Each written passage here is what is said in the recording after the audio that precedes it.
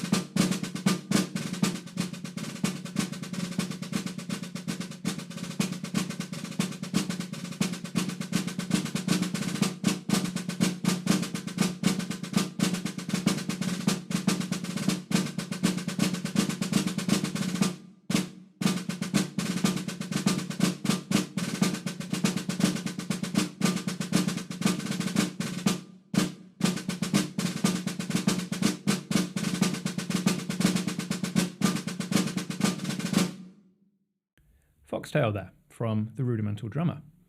Now, I'm going to divide this episode roughly into 3 parts, and I'm going to be exploring the realities of being an artist and trading that art professionally as your career. I'm referencing myself here, of course. I am somebody that has worked in the music industry for around about 15 years or so, give or take, and my entire income comes from my art, my music, my drumming, my teaching, my performance, my publication, my educational work, whatever you want to call it, all of these different threads, my portfolio, all combine to help me pay my mortgage and pay the bills and pay myself so that I can live and eat. So I'm going to take a sort of conceptual exploratory look at the realities of combining being an artist with the requirement to make money from that art. But I'm not going to focus too much on the business side, although the financial aspect is going to be one of the main points here. But I'm going to begin with a strange one, which many people may not think about, and that is the idea of practicing. Now, I have talked in great length before on this podcast about practicing, and I have approached it from a very pedagogical perspective. In that practicing, as we all know, practicing is a skill, and you need to know how to conduct that skillfully so that you can get the most out of your practice time, because for the vast majority of people, practice time is very limited, as is focus and energy and the will, motivation. So it is in all of our best interests to practice as efficiently as possible to get the most out of that practice time we do have. That's not really what I'm going to be talking about here, in that I am not going to be repeating myself and explaining how to practice.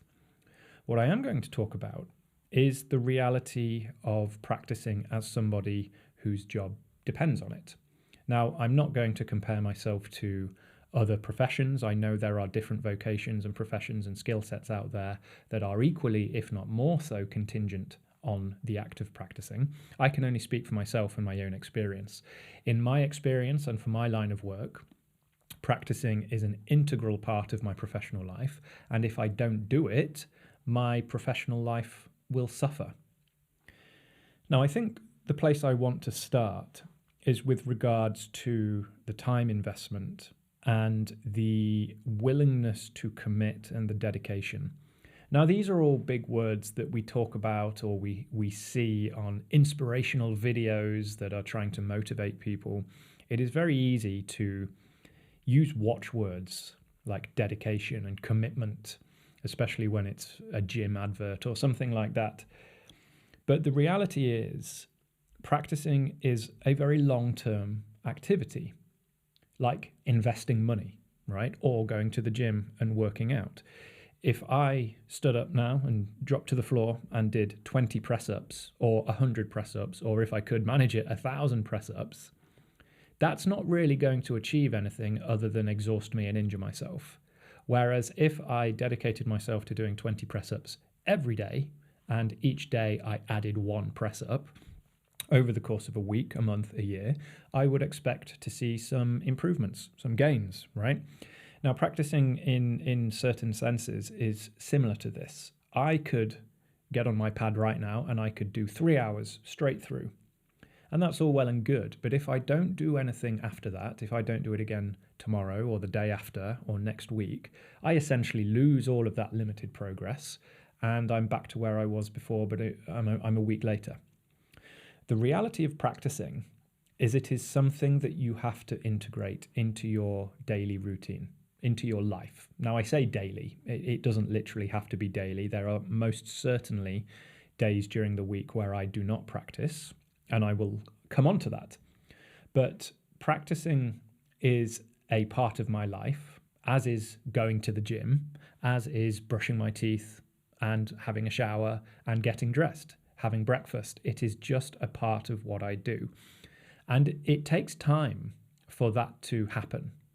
It takes time to integrate something like this so heavily, so comprehensively into your life that it just becomes a normal part of your weekly activity. From a professional standpoint, I allocate time every week to practice. Now, that doesn't need to be strictly scheduled into my calendar where I have events where I'm practicing from 9 till noon or something like that. But I know at some point on each working day, I am going to practice. Now, it might be anything from half an hour to 3 hours. It's variable, it changes, it depends on lots of different factors. But I know on any given week, if it's a working week and if it's a working day, I will be practicing. But notice how I use the term working.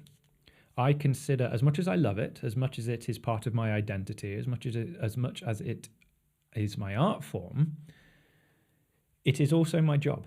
It is also my work. So on a Sunday afternoon, when everybody's tired, we've had a busy weekend, and maybe the family's watching a film or something like that, I could come out to the studio and do an hour's practice. But I very rarely do, because an equal part of practicing is having time away from it, downtime, self-reflection, recreational time. I would be better spent watching the film with my family than I would be coming out here and forcing myself to practice on a Sunday when really I should be resting. And this helps you form a really nice balance, because if I have had a restful weekend, or I've had a really great time, maybe we've gone away and had a weekend away, or we've done some nice family activity or seen friends or something like that, when the working week rolls around again, I'm refreshed, I'm motivated, I've had a few days away, that I'm ready to get stuck back in again. So my typical working week runs from Tuesday to Saturday. I teach every day, Tuesday to Saturday inclusive. And on those days, I play the drums, I practice, I have projects on the go. And then Saturday afternoon to Monday, I'm off. I consider that my downtime. So I will sometimes practice on a Monday because I enjoy it, but generally speaking, the weekend is kind of sacrosanct, and I spend that time with my family. And to me, that has become a really nice balance. I can practice for 4.5, 5 days a week, and then I can have a few days off at the weekend and refresh and be ready for the next week again. But the point, my broader point here is that this is something that I do week in, week out, month in, month out, year by year. And it accumulates and it builds and it grows and it forms part of my overall progress because it has become a part of who I am and what I do. Now, that doesn't mean in any way that every single day, 52 weeks of the year, I'm practicing stick control for an hour and syncopation for an hour and the rudimental ritual for an hour and all of these things, quote unquote, that we should be practicing. It doesn't work like that. As I said in that previous episode about the sort of pedagogical side of practicing, I am extremely goal orientated when it comes to practicing. And for me these days, that is almost always piece related, in that I have a piece that I'm working on that at some point in the future I intend to record and perform. So my practice schedule and the activities of my practicing will depend on the piece that I'm working on and the demands of that particular piece. If it's a piece that is not too technically demanding and it's just a case of being familiar with it, it might only take me a week. It might even only take me a few days. Whereas if it is usually one of my own pieces that is really hard, because I have a knack for writing hard material, and I'm the poor sod that often ends up having to play it, it might take me much longer than that. It might take me weeks, or if it's in some circumstances, some of my own material has taken me literally months and months to work up to performance standard. But again, this broader point is that it becomes a part of your weekly life. It just becomes something you do regularly. And the reason I'm trying to make this point is because I think many musicians underestimate the reality of that. And I know I did when I was younger and when I was earlier in my career, because I saw practicing as something you could game, something you could hack, and something you could force. So I would, like many people, I would suddenly get a burst of inspiration, and I would get my notepad and pen out, and I would try to come up with the most comprehensive and intricate practice plan known to mankind. And then I would spend the next week or two diligently going about this practice plan until I inevitably ran out of puff and stopped, because that's the way it is with practice plans. They don't work and it's not a good approach, as I have said before. But I always felt practicing was something you could do when you needed it to burst something, get a burst of activity and progress. And if you just did this, then you would suddenly get this. You know, I want to play like this, so I just need to do this and then I will get there. You know, it's a very clearly delineated point A to point B. And I just don't think the reality works like that. And I see this most clearly when I'm working with students. And it might be something to do with technique, or it might be something more comprehensive like their improvisational ability. I'm thinking of some students working on grades at the moment, and in one of the grade pieces there are extended drum solo sections. And the question inevitably comes to me, how should I practice this section? Now, when I say an improvised drum solo section, I mean literally it's 8, 16, 32 bars of just time dashes with the instruction drum solo. So it's not like they can just learn note for note what's written there. They have to improvise and come up with their own solo phrasing that is not only drumming coherent in a drumming sense, but is appropriate and suitable to the piece in which it appears. You know, if it's a Latin piece, they can't suddenly go all guns blazing, double pedal, heavy metal fills. You know, there's got to be a degree of musical coherence there. And that is actually a really difficult question to answer. How do you practice an extended, improvised, stylistically coherent drum solo, especially if you are young, if you are relatively inexperienced, and have limited time? And the answer is, well, with great difficulty, because it is a very highly developed skill that takes a lot of factors and a long time to learn, because I can't just write out some solo phrases and tell them to go and practice these and then play A, then B, then C, then D, then A, then B again, because that's doing them a disservice. That is not how improvisation works, and it's certainly not how improvisation should be developed.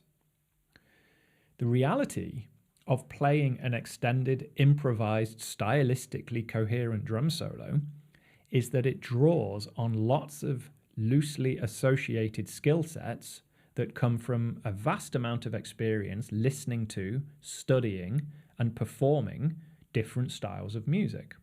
For instance, if my student is 15 and is working on a piece written in the style of Miles Davis and Tony Williams on the drums, they are going to look at the phrases and the musical vocabulary on the page and be absolutely puzzled at how strange and unintuitive it is.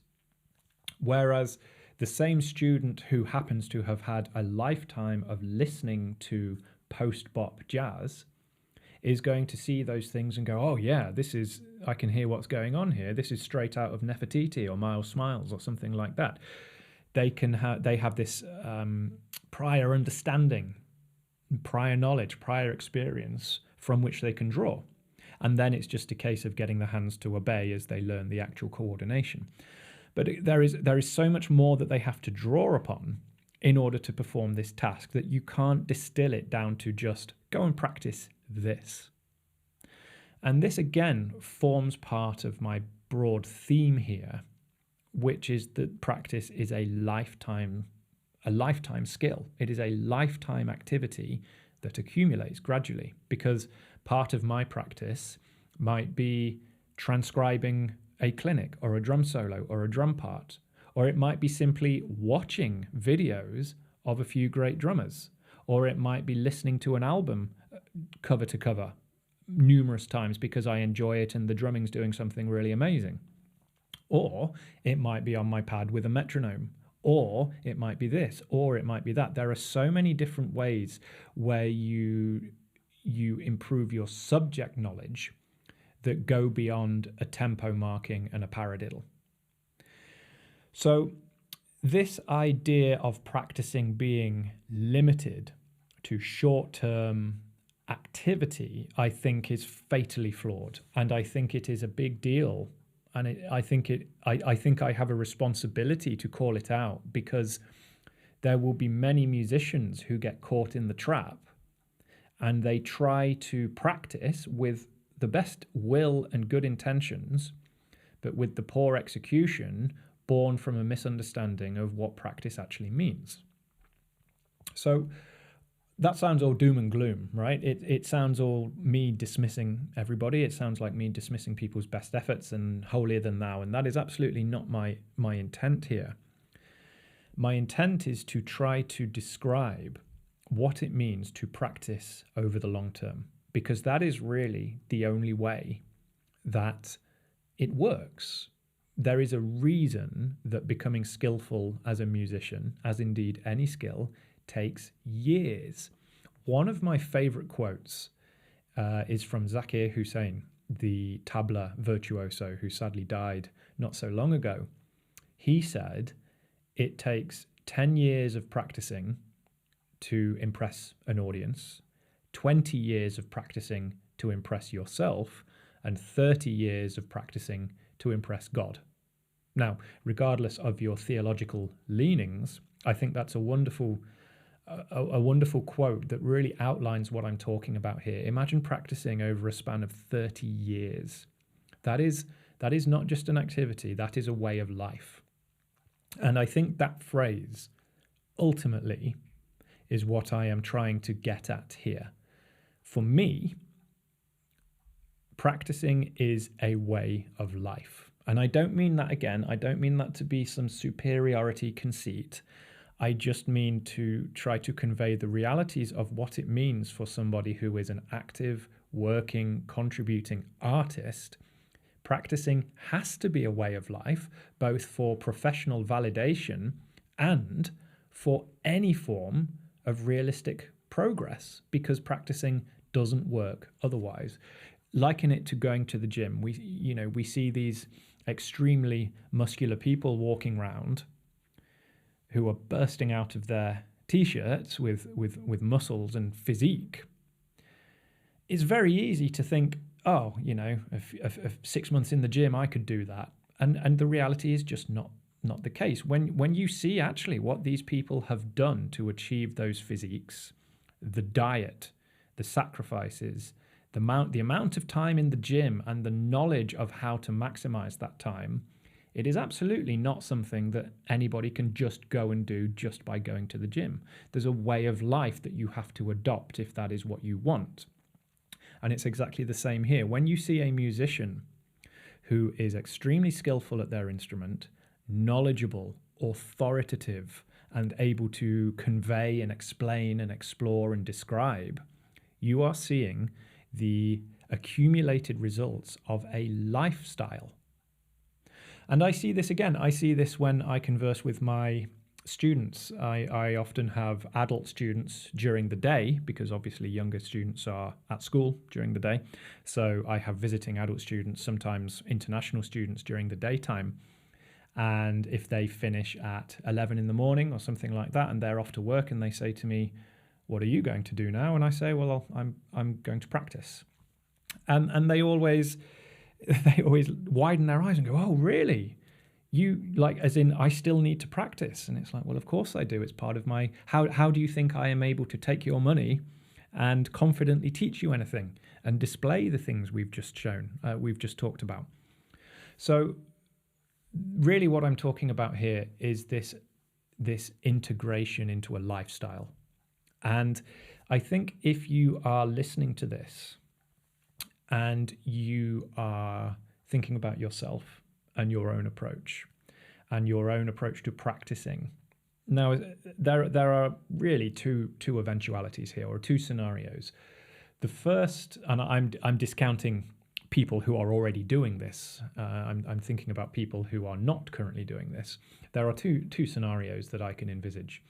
The first is that you are aspiring to do this. You want to be a full-time artist. You want to adopt it as a way of life. You want to perhaps take it professional.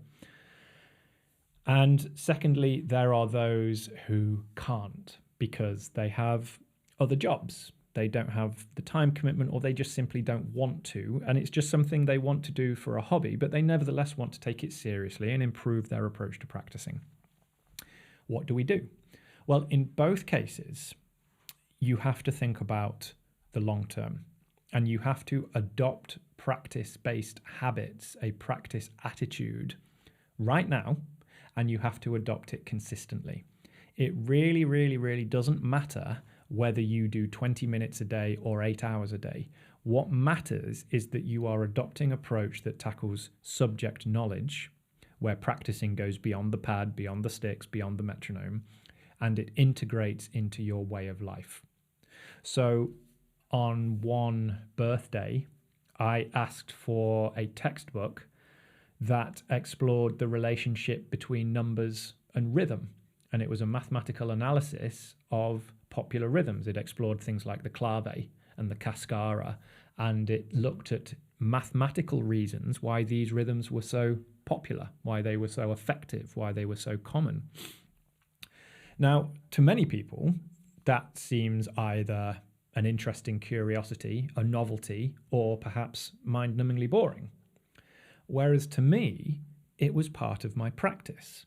When I'm reading that book, of course, I've not got a metronome on and I'm not hitting the drum, but I'm learning about something that is deeply and inherently related to my discipline, to my art form. It is valuable to me as a practitioner to be better educated about the relationship between numbers and rhythm, because the two are very, very strongly linked. It is beneficial to me as a composer, as a teacher, to research this topic, just as it would be beneficial to an academic to research a paper by another academic on the topic they are writing about, to be better informed, to be better read, more broadly read. Likewise, when I encounter an album I like, it doesn't really matter the genre, I will explore the drummer. I will explore their history. I'll explore the ideas they brought to bear on the album. I will explore the vocabulary. I will link the vocabulary back to things I've been practicing or haven't been practicing. Whatever the case may be, practicing is an attitude towards learning that centers on the fact that this is an art form, and this art form is part of who I am. And you can't force that. If you find you're having to force it, then it is only ever going to be in the periphery of your life. Now, that is not a bad thing. I'm really keen here to avoid any form of elitism or gatekeeping. But the realities are, and this is a phrase I'm using a lot today, but the reality of it is that practicing is a lifetime discipline that requires a dedication towards the art form that transcends the mere act of playing your instrument. So this does mean regular repetition. It does mean committing weeks of time to maybe learning a single 8-bar section or even a single bar that is particularly difficult. It means taking time to warm up properly. It means taking time to run over the basics regularly. It means taking time to keep plans and practice journals and having a strategy on how to tackle something. You know, if I have a recording coming up and I have 2 days in the studio to record 5 pieces of music, I can't just wing it, right? I can't just play through the pieces a few times each day and expect that to be enough. I have to have a plan that shows how long I've got, how many actual days of work I've got, how many hours within each day I've got to spend on this, and how to divide the pieces, how to divide the sections, how to divide the bars, so that I actually can run through it and practice it efficiently and effectively in time to be prepared for that performance. And that also means that I've done my research on the composer of the pieces or the style of the pieces or the instrument I'm about to play, the stick choices, the head choices, the drum choices, even the microphone choices if I'm in charge of that sort of thing. There are so many things that go into it that go far beyond, as I've said, just opening stick control to page 5 and putting your metronome on. However, there is also the day-to-day realities of repetition. And this is, I think, the idea I'm going to close this particular section on today. The realities of repetition are that you need to do a lot of them. Thousands and thousands of repetitions to take something from point A to point B, point A being you can't play it very well, to point B being that you can perform it perfectly on command. So when you are practicing a piece, or you're practicing a section or an exercise or whatever it may be, and you have it on your music stand in front of you, and you've got your metronome on, and you've got your sticks, and you've got your pad, or whatever it may be, your instrument, there is a switch you have to flick internally that says, right, this is now my focus. I am committing to it, and it is not going to happen today. It is not going to happen now. It is not going to happen this week. I am going to chip away at this, and I am going to diligently commit my time and commit my energy and commit my focus to just this one blasted section, because I can't do it, and by this date, I need to be able to do it. And that is the reality. There's my favorite word again. That is the reality of practicing something to the point where it has actually yielded results. By the time you have done this thing, where you're currently at point A and you need to be at point B by certain dates, you are going to have done it thousands of times at different tempo markings, with different sticks on different drums, making different sounds with different styles, and you're going to get it wrong and you're going to get it right, and you're going to get it inconsistently, and you're going to tense up and you're going to drop your stick, and all these things. A good friend of mine, he regularly jokes that to learn anything is 80 hours. 80 hours. He'll say, oh, well, my Latin drumming is a little bit lax. There's 80 hours I'll never see again. And we laugh about it, but his point is a good one. You're looking at dozens and dozens of hours to actually yield favorable results. Now, to learn an entire style like Latin music is going to take far more than 80 hours, obviously. But the point is, when you are sufficiently dedicating yourself to something, you are talking on those sorts of timeframes. So I've got a piece on my music stand at the moment that is from the Rudimental Drummer, and I'm going to be performing it when it's ready as part of my video series on those pieces, just like Foxtail was, and I am still learning it.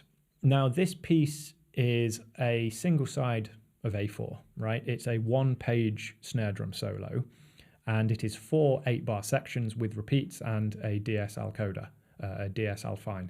So, no, a DC Alfine. Anyway, it totals around about 72, 74 bars of 2/4. So when you perform it to tempo, it takes about a minute, something like that. It's a short piece with short bars and short sections, and it's over quickly. It's played quite fast. And I am currently, I think, on my 4th week of practicing one 4-bar section of that. And I think reactions to that statement will vary depending on the listener. I think there are those who will be very surprised by that statement because that seems like an awfully long time to dedicate to such a small section. And there are those that may be surprised because that doesn't seem like a very long time to dedicate to one small section. And again, that distinction highlights precisely what I'm trying to talk about here, which is the commitment to the long-term act of practicing itself. It doesn't matter, really, whether it takes me a day, a week, a month, or a year. If I can't play those 4 bars well, then I can't play the piece, and I can't perform the piece, and I can't record and release the piece. So it really is irrelevant how short the section is and how long it takes me. I have to accept that every day, every working day, I'm going to come in here into the studio, open my piece to that section, work through it. I'm going to warm up. I'm going to write out or draw out my plan of how I'm going to tackle the tempo, because I always work with percentage of performance tempo, right? So if 100% is X, I'm going to work at 50%, 60%, 65%, 70%. How many sets I'm going to do and how many repetitions I'm going to do in each set. So I will have a plan roughly in mind of today I'm going to work at this tempo range, 70% tempo, and I'm going to do 4 sets of 30 repetitions of the entire section, which is a few hundred bars, because it's, you know, an 8-bar section. So however it works out, I have a plan in mind in just the same way as when I go into the gym. I'm going to do this exercise on this weight at this many sets and this many reps per set. And I'm going to do that Monday, Wednesday, Friday, and I'm going to do that for the foreseeable future. It is a long-term commitment. But the repetition is something that ultimately you really cannot escape. And I think it is, unfortunately, on practical terms, the thing that a lot of inexperienced or young or new musicians struggle with the most. I encounter new students from time to time who are brand new to the instrument and brand new to music in general, and I struggle to communicate to them the requirements for repetition. And I've adopted an attitude these days of slowly edging it in as they become more comfortable, as they become more confident, upping the requirements for repetition as part of their general practice approach. But unfortunately, if viewed from one perspective, unfortunately, repetition over long periods is just a part of the job. It's just a part of the art form. It's just a part of the process, because that is how the brain learns. It is how the nervous system learns. It is how neuroplasticity happens, myeliniation happens. All of these areas of the brain, they take time, they take repetition. Repetition is the trigger that causes these processes to occur. And without those processes occurring, we simply cannot learn. So I will close this section here because I've waffled on about it quite a lot, probably more than I intended to. But I really think it's important for people to appreciate what it actually means to practice and how it goes far beyond simply taking out your instrument, putting on the metronome and opening the exercise book and doing a few times through. I don't mean that to disparage anybody. I'm just trying to convey what that actually means for somebody who does it on a permanent basis. So I would really encourage you all to consider the long-term implications of what it means to truly practice something in the context of a broad commitment to studying your art form. Moving on now, I'm going to tackle the second main topic that I suggested at the beginning, and that is to try to answer the question of what you actually do as an artist. When I am on social occasions with friends or at parties or gatherings and you talk to people and they invariably, as grown-ups like to do, we ask each other what we do. And I say that I'm a musician and I'm a drummer and percussionist and all these things. And people are often very curious about this and keen to talk to me further because it's a little bit unusual. And the number one question I always get, and it always makes me laugh. This is the first question: is what people actually do that? And I go, well, yes, actually, there are a few of us. And then the second question is, well, what do you actually do? And I really like that question. I think it's really funny, and I really enjoy answering it. But I realise that it's one that's quite hard to answer because the answer is always, it depends. And that's such a frustrating answer for people who may have no experience with music, the arts, or the music industry.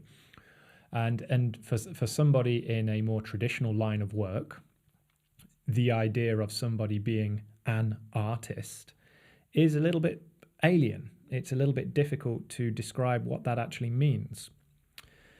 So honestly, I'm laughing because I'm not even sure how I'm about to answer this. On a superficial level, being an artist means that you do the art, right? You do art, whatever your art form is. But I totally appreciate that is an insufficient answer. It is not a good answer. So I will try and break down on a more practical scale what I do in an attempt to answer what it actually means to be an artist in terms of what you actually do on your day-to-day life. So the first thing I do, and it is entirely obvious based on what we've just spent the last 40 minutes talking about, is I practice. I practice regularly. And this comprises the majority of time I actually spend on the instrument.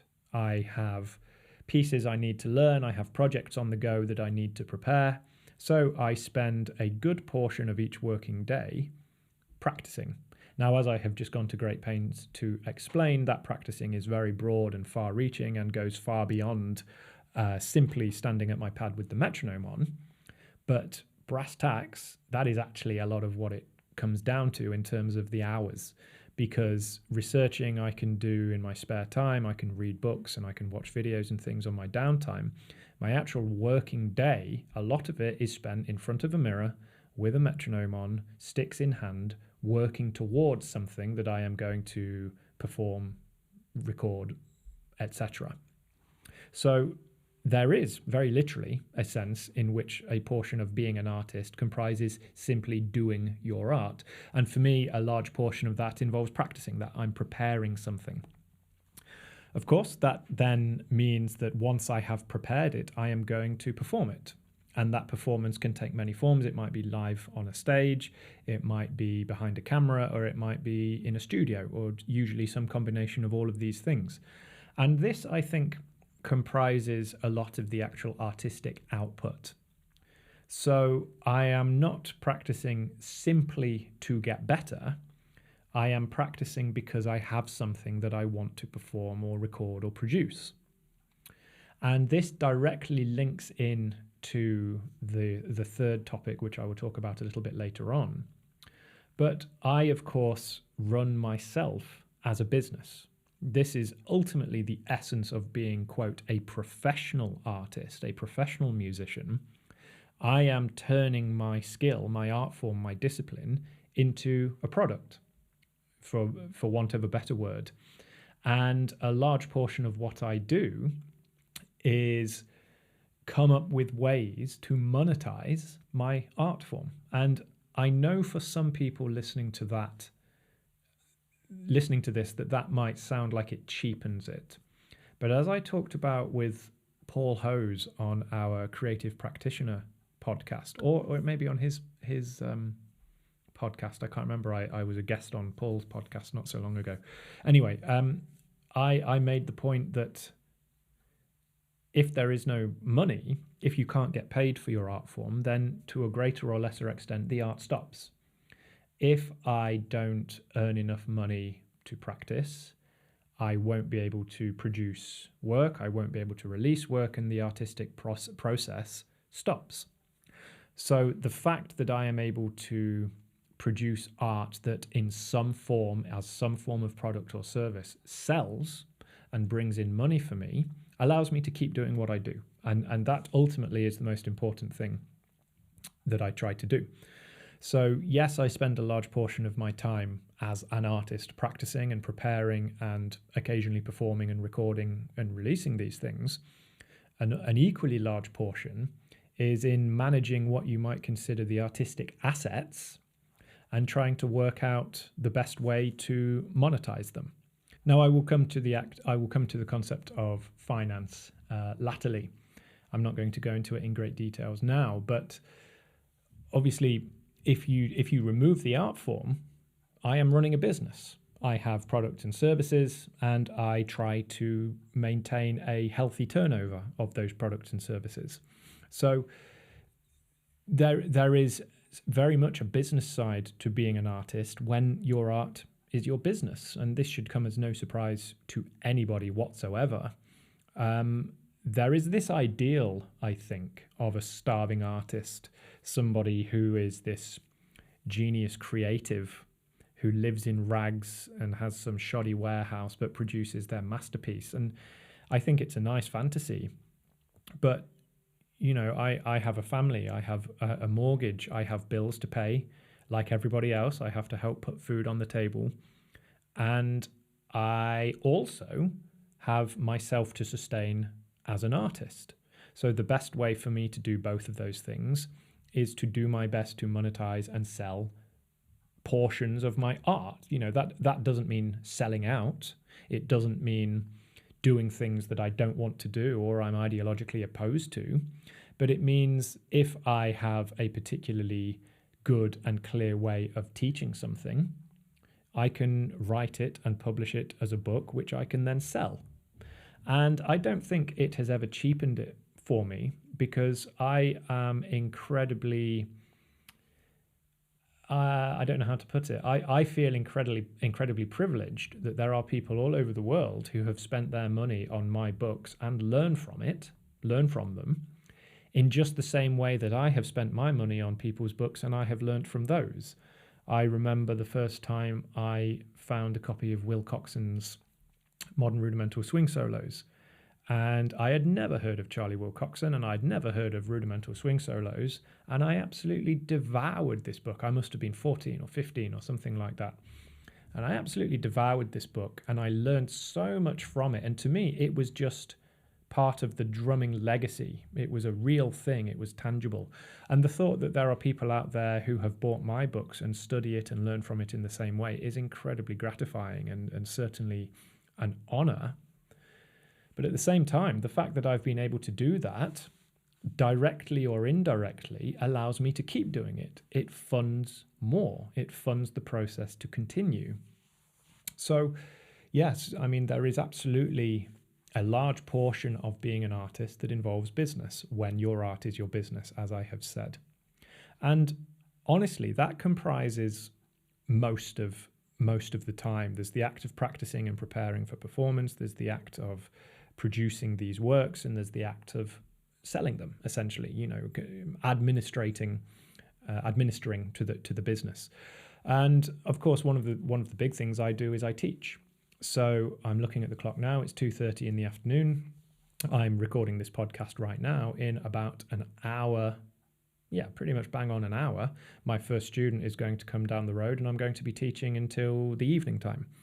And I do that 5 days a week. And I enjoy that as well. And that process is a combination of the two. It involves the doing of the art. Teaching, I think, is just as equally part of the art form as anything else. And of course, it is a business venture. I get paid for my teaching, and it is a large portion of my business turnover. So it kills two birds with one stone. And I think ultimately, that's it. A large question mark, I think, when I get those surprised looks at these parties or social gatherings and whatever, is always to do with the money. As in, what they're really asking is, how are you able to survive financially as an artist? I'm sure if we were all rich and had infinite leisure time, we could all be great artists. But I think what people are really asking is, how are you doing this financially? We think back to the big names in classical music, the Mozarts and the Beethovens and things like this, and we read about the virtuosos. And it's very easy to say, well, yes, they practiced dawn till dusk from the time they were 3 years old. And then I always wondered, well, how are these people affording to do this? How are they affording to practice 15 hours a day and compose a sonata and somehow afford to keep the lights on in their Vienna mansion or something like this? And, you realize for a lot of the classical composers, they were born into money, or they had inheritances or dowries or whatnot. That's not true for all of them, but there is money somewhere. And for your average person today, that is not the case. We are all burdened with trying to keep the lights on, keep the heating on, get food on the table, keep the bank happy, keep the taxman happy. We are all burdened with trying to earn a living. And there's always this question mark of, well, how are you able to be an artist and keep the lights on, earn a living? So this, I think, really leads me nicely into my last topic for today, which is the act of making money as an artist. And there is a lot of crossover with what I've just talked about. If I were a millionaire, I won the lottery, and I never had to worry about money again, I would still go about my days largely as I described previously. I would just dedicate less time to promoting and marketing and selling. I would dedicate much more time to the practicing and the making and the performing, as would be my privilege as a rich person. But alas, I'm not rich. I have not won the lottery. I am sadly not a millionaire through inheritance or otherwise. So, like many of you, I am burdened with making a living. And for the reasons previously described, I have chosen to do that through my art form. Now, that is both a blessing and a curse, because there are many people who know me who consider me extremely lucky and fortunate to be able to do what I love for a living and to make a living from it. And yes, I am incredibly fortunate to do those things. But at the same time, I made a choice that is available to many other people in some form or another. I'll come on to that a little bit later on. But it is generally a choice that is available to everybody in one sense. And it involved sacrifices and compromise. Not sacrifices as in, I'm a martyr and look at how much I've sacrificed to do this. But there are sacrifices I have made on a professional, financial, and business level because it is important to me to maintain myself as an artist. So I will never likely be rich because of the nature of what I do. I am an instrumentalist specializing in a very niche instrument in an already niche industry.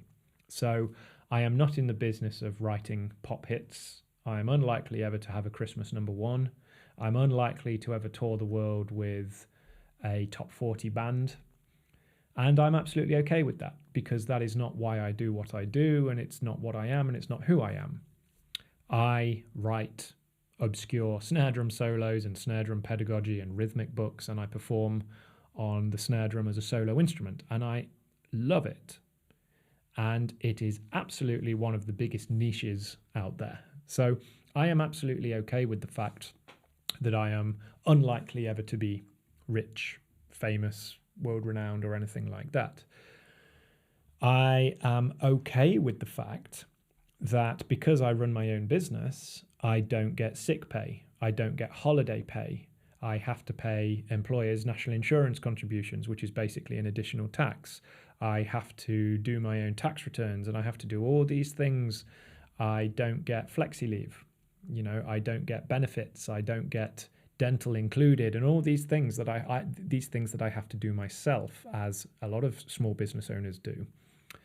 And I have to fight and justify for every pound I earn, because I have to justify why my art form is valuable. And that's a really big topic, and maybe that's a topic I will return to in the future. But by far and away, I think the biggest challenge I face as a professional artist is trying to justify why my art form costs money to somebody else. You get it a lot, and I'm sure many of you who do things similarly to me get this as well. You will get propositions from people who just assume you will do it for free, or you will do it because it's a privilege to you to be able to play.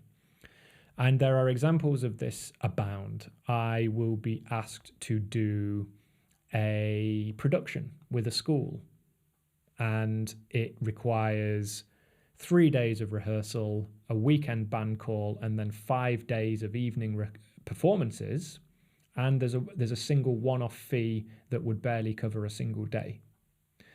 And I am considered lucky to be offered that, because there is any fee at all.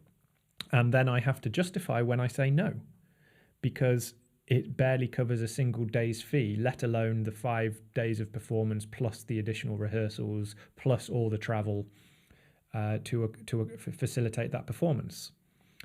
And I will get contacted out of the blue by such and such local music school, or even sometimes, surprisingly, universities, who are obviously just blanket Google searching local musicians in the area. And they'll say, could you please promote this event we've got going on? Here are the details. Send it to all your students. And it might be like a drum clinic at their local venue or something like that.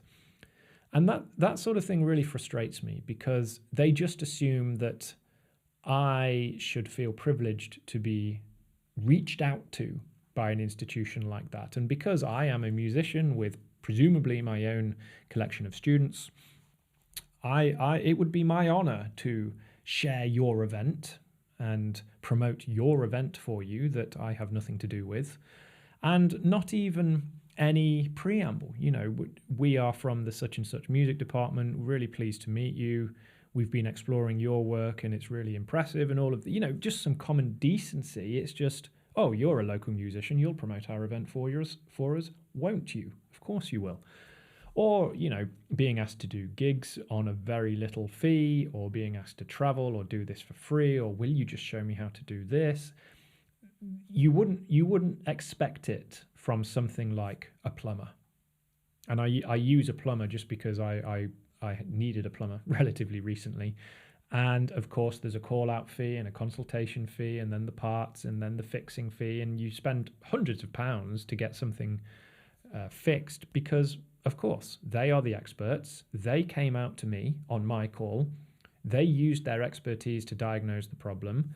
They used their expertise to find the fix for it, and then they did the fix for me. So of course I have to pay for that. Or when I take my car to the mechanic, to the garage, they have to diagnose the problem. They have to take half the car apart to find it. They have to use their knowledge and expertise to find the problem and diagnose it, and then find the prognosis and the cure and to fix it and all this. I mean, of course, I pay hundreds of pounds to get my car fixed at a garage, and I don't bat an eyelid, because that's just what you have to pay for a mechanic at a garage, because of course they're a highly skilled vocation and I need my car. Whereas people won't bat an eyelid to contact me and ask for a video on this or a picture on that or a write-up on show me again how you do double strokes. Show me again what you were talking about in that video with your fulcrum. How do I do this? Will you send me a video showing me your fulcrum, or will you send me a video on how to play this rhythm here? And you wouldn't dream of doing that to a car mechanic. Oh, will you just have a quick look at this issue for me in my bonnet, under my bonnet, please? Some random mechanic that you just know from a passing garage. You'd be laughed out of the garage. Why would they? Yet there seems to be this attitude towards musicians and artists generally that, well, your work, expertise, your output is not as valuable as these other trades. So that is a really big problem that I face, and it's a really big problem that a lot of artists face in convincing people or justifying that your work has value. Now, I have just made a meal of that, right? I've just exaggerated that for dramatic effect. I'm very lucky in that many of the people I work with are incredibly respectful of my time and are more than happy to pay the fees I ask of them if they want me to do something for them, be that teaching them, play for them, record for them, or compose for them, or otherwise. But you always get it, and you always get it from people that are new to the industry or from the outside who inherently don't value the industry, this idea that your work is worth less than theirs. And I used to get incredibly frustrated with this, of having to justify why my work required a fee. I remember when I was much younger, I was working in a music shop as a drum teacher there. And there was a woman who came in with her son, and he was a nice young lad. I forget his name, but I enjoyed teaching him. He was only young, primary school age or something like that. And we did half an hour a week, and his mum brought him to the music shop, and we did the lesson. And as was the arrangement at the time, I was working for the music school that rented out the shop, and I was responsible for taking payment. And I think we did it on a four weekly basis. So they would pay for 4 lessons up front, and I would take their fee at the counter, or maybe they did it weekly. I can't remember the details, but anyway, I was responsible for taking payments. And at the time, and this wasn't anything to do with my choice, it was just what the music school charged. They charged £15 for a 30-minute lesson. And I think actually it had just gone up. It was £14 for half an hour. And then it was moving up to £15 for half an hour. And this gives you some idea of how long ago this was as well, because they are extremely low rates for half an hour these days. Anyway, that's by the by.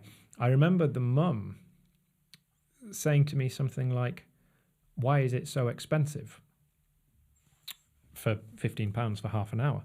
And really put me on the spot. And bear in mind, I was in my early 20s, and I was in a public space. I had other students around me. It was really not an appropriate conversation. But anyway, why is it so expensive? And she said, "It's only half an hour."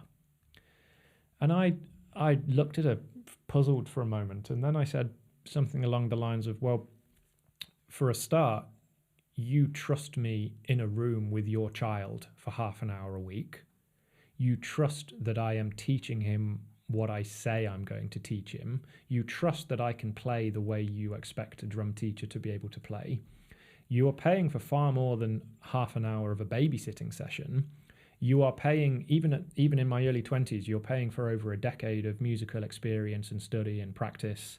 And you're paying for the trust you put in me to leave me with your child for half an hour." Something along these lines. I tried to be as polite as I could and say, "Well, it's taken me many years to get to the point where I can teach," and yada, yada, yada.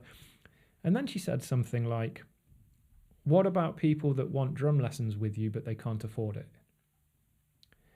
And again, this was one of those questions where I was just a little bit stunned and I didn't know how to answer. And I sort of looked at her for a minute. And I remember for years, I always remember it as maybe it was a little bit too harsh, but I came back with, well, I want a Ferrari and I can't afford one.